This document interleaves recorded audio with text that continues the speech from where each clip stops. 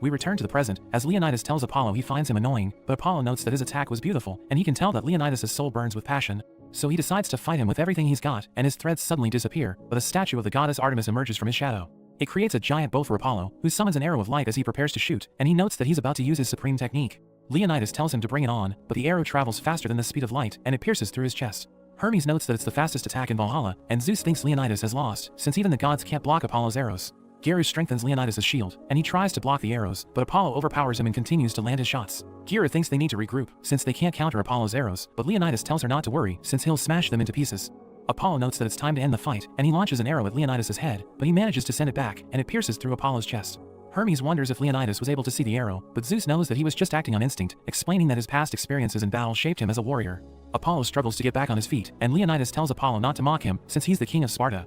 But Apollo starts laughing, as he realizes that Leonidas' pride is what drives him to keep fighting, and he notes that he's starting to like him. Everyone notices that both of them are close to their limit, and Apollo wonders if Leonidas is fighting for the sake of humanity, but he explains that he's just doing it since it's his time to fight. He notes that humans don't get to choose how they are born, but they can decide how they want to live and die, and he mentions that he gathered the world's most selfish men to create a nation.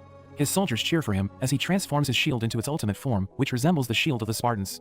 Apollo thanks Leonidas for giving him a battle that was able to set his soul on fire, and he returns his bow to the statue, which twists the threads together to form a giant rope. He leans back on it as he prepares to launch himself like an arrow, and we learn that it's a move that he once used to destroy the walls of a city.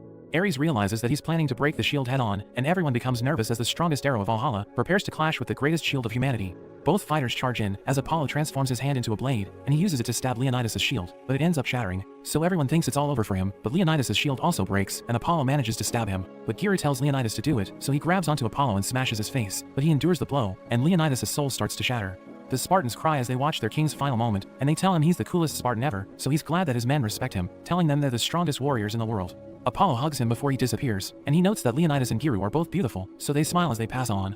Heimdall announces Apollo as the winner, and his fans worry about the scars on his face, but he notes that he doesn't mind keeping them, since they will remind him of his battle with Leonidas.